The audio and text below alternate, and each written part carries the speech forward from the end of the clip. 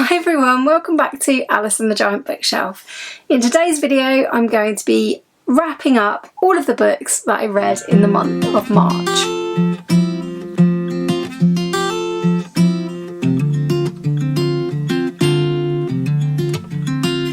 Hi everyone, welcome back to my channel, or welcome if you are new. My name's Alice and I have way too many books, and I did read some of those way too many books in March, but it was a bit of a strange month for reading again. In February my reading dropped dramatically and I only read 9 books, and in March I read 10 books, so I feel like I'm slightly finding my reading groove again, but I've still not been reading in anywhere near the same way that I would normally read. So with my reading normally, I would say that I sometimes don't read a huge amount each day, but some days I will just read all day and like finish a book. But that hasn't really been happening lately. I've been much more of a slow reader in the last 2 months than usual. What I would say is I've been kind of trying to get my head around that and trying not to put any pressure on myself, and trying to make sure that I, above all, enjoy reading rather than putting pressure on myself to read more and more, and also not beating myself up about the fact that I've got a lot of library books on the go and borrowed out for the Women's Prize and so on. I don't think my TBR is going down as rapidly this year. In fact, I know it isn't, but I don't think I mind that much. So anyway, that's not really what today's video is about. Only to say that because I think from the TBR that I made for March, I really did not participate very well in most of the readathons. I've only read 1 book, for example, that even borders on mystery for March Mystery Madness, which is very, very unlike me. I haven't read any middle grade for middle grade March, again, very unlike me, but I've kind of felt it was more important to read what I feel like reading so as not to go further into a slump. So hopefully that goes a little way towards explaining why I talked about so many readathons in my March TBR compared to how many readathons have actually been participated in March. First of all, if you are new here, the usual format for my wrap-ups is that I talk about the stats very briefly, then I will talk about all of the books that I read roughly in order from least favourite to most. Then at the end of the video I'll be updating you on the latest numbers for my giant TBR. I'm really hoping 3rd time lucky in this year, and that maybe in March I did reduce the giant TBR. We will see. So kicking off with some stats. As I've said, I did read 10 books in the month of March. 2 of those books were audiobooks, both borrowed from Libby. 3 of them were library books. 1 was a digital book, which is very unusual for me, but it was a graphic novel. 4 books were read from the Giant Bookshelf, and I did actually DNF 2 books, 1 on audio, 1 physically from the library. Before we get into all of the other things I mentioned, I'm just going to quickly whiz through things that I am still reading. I haven't finished Ulysses yet. If you've already seen my TBR for next month, this is still on the TBR, and that is because it's massive, and I'm reading this 1 episode per week with Gemma from Gemma Books, and I did read probably about 4 more episodes of this, although we did have a week off when I went on holiday. We are going to be starting the month of April on episode 13. We are getting within sight of that ending, although according to pages we're only about halfway through. So I'll be continuing Ulysses into next month as expected. And also still on my currently reading is my other mammoth. I didn't make any progress at all with Dombey and Son in the month of March, which was unfortunate, but I just didn't have space in my brain to pick this up again, and it does seem to be getting rather neglected lately. I am about halfway through, probably more than half, on my latest Women's Prize for Non-Fiction read, which is Thunderclap by Laura Cumming. Very much enjoying this one, and I look forward to reviewing this when I get to the end of it sometime in April. I've also started my book for the Reads Good challenge that is being hosted by Ben over at Ben Reads Good. You, the viewers, chose me If Beale Street Could Talk by James Baldwin, although it was very close between this and Women Talking on the vote. So I picked this up for the prompt Oscars. I've only picked it up yesterday and today's the 31st of March when I'm filming, so I decided not to put any pressure on myself to finish this. I am 52 pages in. I really, really love it. I can't believe I haven't read James Baldwin before, so I don't want to spoil this book by rushing it, so I'm going to carry it on into April. Also carrying on into April are 2 audiobooks, one which I carried over from February, which was The Last Remains by Ellie Griffiths. This is the final book in the Ruth Galloway series, and again, I am not rushing it, but I am enjoying it, and I did listen to some more this month. I think I've got about 4 hours left of this audiobook. And I have just started, I got it in from Libby yesterday, How to Say Babylon by Sophia Sinclair, which will be my next read for the Women's Prize for Non-Fiction. I've only listened to a very small amount of it so far, but really, really excited to learn some new things from that book. Let's move on first of all to the books that I DNF'd, and there were 2 this month that I'm saying I've officially DNF'd. This DNF section is sort of also an update on the Women's Prize for Fiction reading that I've been doing. This week has been a bit of a rough week for Women's Prize audiobooks, and that's because I decided not to continue with three of the books from the long list of the Women's Prize for Fiction on audio.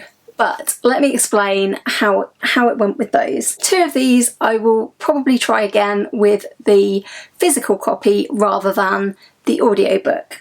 One of these is, I'm pretty certain, a DNF. Definitely for now. If I do decide to come back to it, I think that would only happen if it gets shortlisted and I want to read the whole shortlist. The 2 books that I wasn't particularly clicking with the audiobooks of and would like to try the physicals before giving up on them were The Maiden by Kate Foster. I didn't get very far with this one because I started it. I thought, I don't actually want to listen to this as an audiobook. This will work a lot better for me physically, so I DNF'd the audiobook. That one hardly got underway at all. I then decided to try another audiobook, which I'll come to in a moment. And when I decided that was a definite DNF, I moved on to Brotherless Night by V.V. Ganshanathan, and I really wasn't gelling with the audio of this book. I know that Charlie Brooke from Charlie Brooke Reads, who I host the Plodalong with, along with Gemma from Gemma Books, I know that Charlie has already read this one and given it 5 stars, I believe, but I just wasn't getting on well with the audiobook. I'm really unsure from the premise of this book whether this is a book that I actually will like at all. It's not one of the ones that really, really interested me to begin with. I definitely won't return to the audiobook, but I will definitely try the physical book of this if this book is shortlisted. If it doesn't get shortlisted, I might give it a miss altogether, but we will see how that one pans out. The one that I'm actually including in my DNFs for the month is River East, River West by Aubrey Lescure, and I just didn't think I was going to like this book. I mean, to be honest, I picked it up as one of the ones I was less interested in simply because the audiobook was available to me. The audiobook of this one was fine. I didn't have any issues with the narrator on this one. There's actually 2 narrators for the 2 different strands of narrative. Seems like a really good audiobook, but it just doesn't seem like a book for me. I got to about 23% of this one. I had listened to a bit from each of the characters and I just really didn't like either of the main protagonists at all. I therefore don't think that this is a book for me. So I think that River East, River West is sadly my first DNF proper from the Women's Prize for Fiction long list. That was the last DNF of the month, but I also did DNF another book this month, and that was not on the Women's Prize list, but it was one that I predicted as a wild card for the long list, and I was really, really excited to try this. It was Top Doll by Karen McCarthy Wolfe. I did try several of the perspectives. I think I got about 37 pages in or something like that, which is actually quite a lot of this book because it's very short. It's extremely experimental and nonsensical, and I just didn't care at all. It was not at all what I thought it would be. This is basically a book told by various dolls in a collection, and I just don't think I can cope with all of the different very, very strange perspectives in this. It's absolutely not a book for me, so that got DNF'd as well. I think it was the first DNF of the year. Anyway, let's move on now to books that I actually have read in the month of March. We're starting with good books, and the book that I am going to talk about first is this one, Work-Life Balance by Benjamin Chi and Wayne Rhee. And this has the subtitle Malevolent Managers and Folkloric Freelancers. I was kindly sent this one as an ad PR product by Tandem Collective, and they sent me this so I could participate in a read-along that featured, I think, about 250 creators from around the world. That was really cool. I enjoyed discussing it. Unfortunately, this wasn't really a book that fully worked for me. It's quite a different book, and if you like graphic novels, you might like it. It basically has like graphic novel sections, comic book sections, and sections of text. And this was basically following a series of characters who were all different kind of folkloric people, creatures, beings. Initially in the story, they are in business with Z, who, in reaction to their father's way of dealing with these creatures and demons, Z has rebelled against that and has tried to create a space where beings are safe and valued in the workplace. The company is then taken over by the company, who are pretty intent on destroying the world, I would say. There's a fair bit of workplace related humour to this. It's mixed in with all of these different creatures from Asian folklore and mythology. And I did enjoy learning about those various different demons and creatures. It was really interesting to me. I had never heard of these before, and this is set in Singapore. The creatures are kind of explained in the back in like a guide. I think it would have been a lot easier to process the story as a person who knew nothing about any of these demons and creatures. I think that that would have benefited from being at the front so that you could refer to it and know what they were talking about in the text. I did think that the graphic novel sections worked much better for me than the written sections. It did improve as it went along for me. It was not a book that I fully enjoyed. Next up, we're moving into my very good category, but the first book I'm not going to say very much about because I've already done an individual review, and that is Doppelganger by Naomi Klein. This was at the time that I recorded my review longlisted for the Women's Prize for Non-Fiction. It is now shortlisted for that prize. I would not be surprised to see this win, or at least be right up there in the judges' eyes, but it wasn't a book that I loved. It was quite scary. As always with full reviews, I probably didn't say every single thing that I could have said about Doppelganger. It is a very well written book. It's clearly very well researched. Naomi Klein is clearly a very clever woman, but it was very, very political for me, and my own tastes in non-fiction reading were very, very challenged by this book that kind of goes into everything that is wrong with the world in a way. I did very much enjoy the sections about doppelgangers in literature. I was very much fascinated by the section in here about autism and neurodiversity, and I also was quite interested in Naomi Klein's discussion of the background of herself and her doppelganger, Naomi Wolf. But I think that there will be other books on the Women's Prize long list that are much more for me in terms of what I like to read in non-fiction.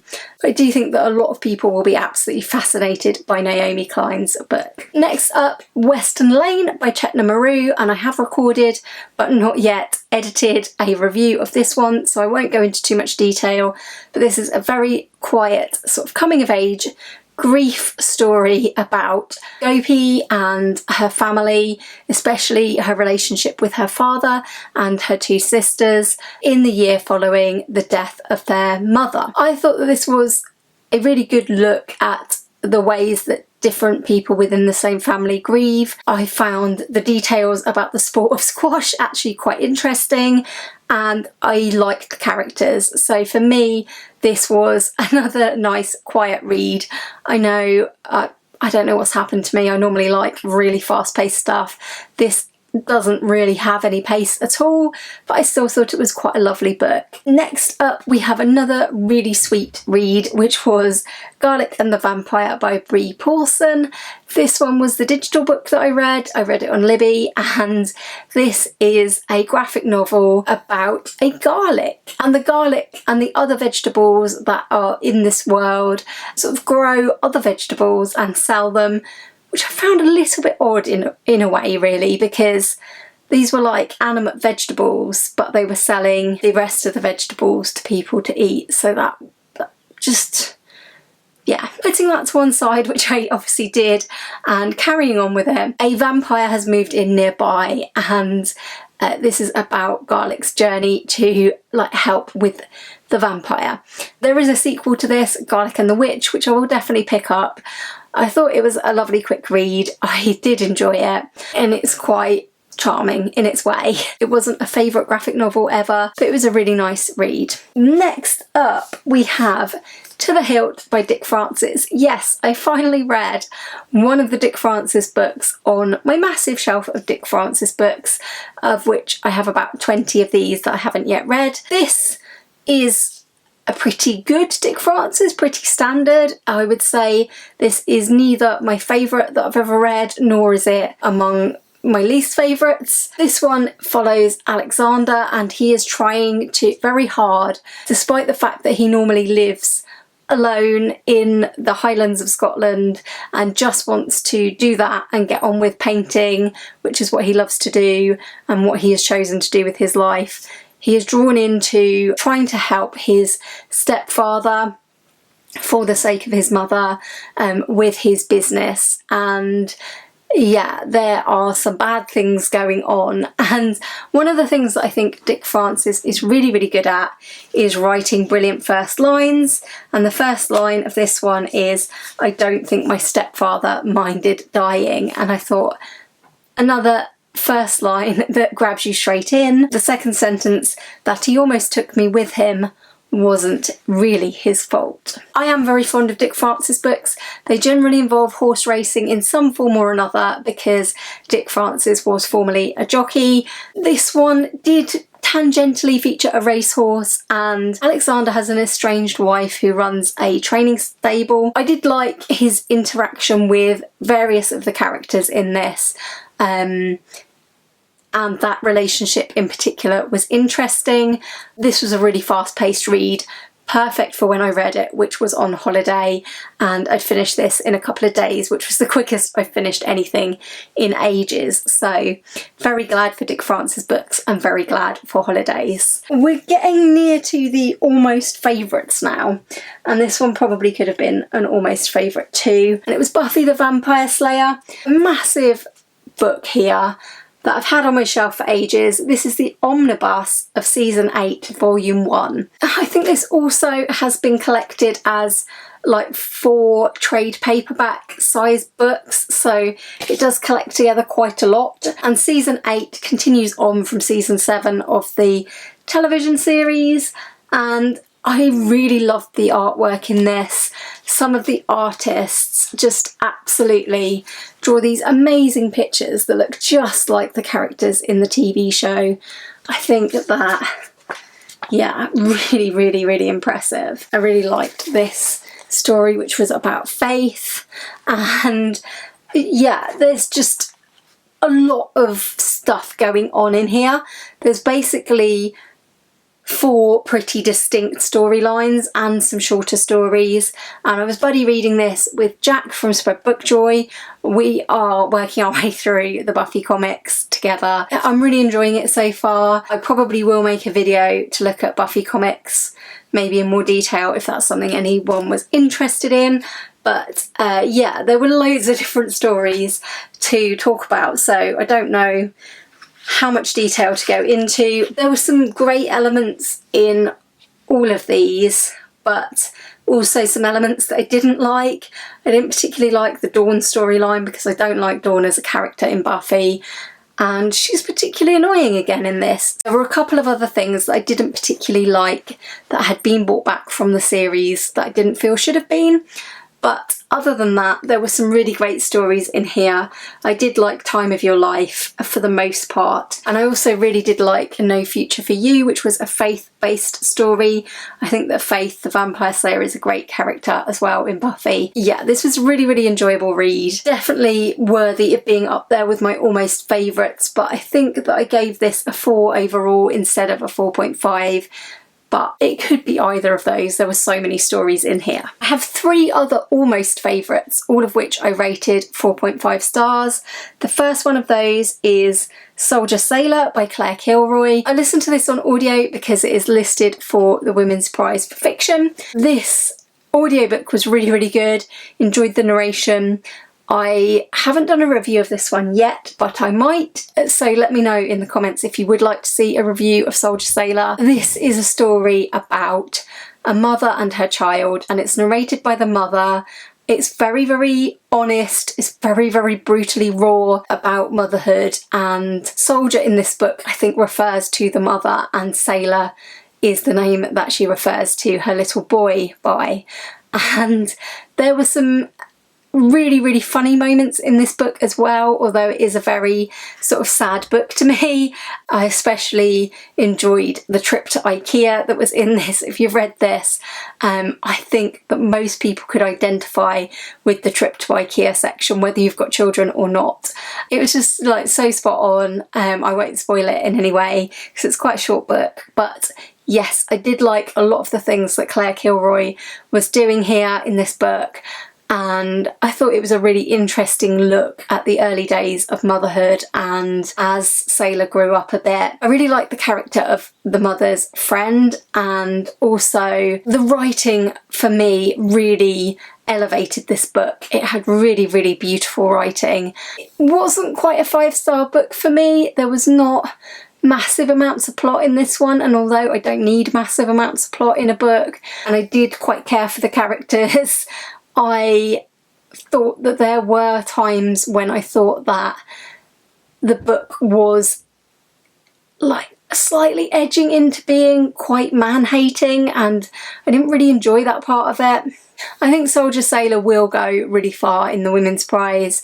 It's a really, really well written book, and it was one that I very much enjoyed listening to on audiobook. So next up is Wifedom by Anna Funder. I've already done a full solo review of this one as well, and this was a book about Eileen, the wife of George Orwell, who has been sort of erased from history a bit by Orwell's lack of ever naming her in his books, and the biographers of George Orwell have kind of written her out of the story as well. It was really, really interesting to read Anna Funder's take on this. She'd clearly researched it incredibly well. I really, really enjoyed it. I thought the sort of historical time frame of it was fascinating as well. There was a really, really interesting section about the Orwell's time in Spain during the Spanish Civil War. There was a really, really interesting section in the London Blitz during the Second World War. There was really interesting stuff about Orwell's writing and how Eileen may have influenced that or helped with that. And I also really enjoyed the authorial voice and the fact that Anna Funder brought in her own experience of being an author, and also talked about how she wrote the book, what her sources were, and how she combined all of her information to also write little fictionalised sections using all of the wealth of information that she found to kind of bring Eileen to life a bit for us. So really, really appreciated this book.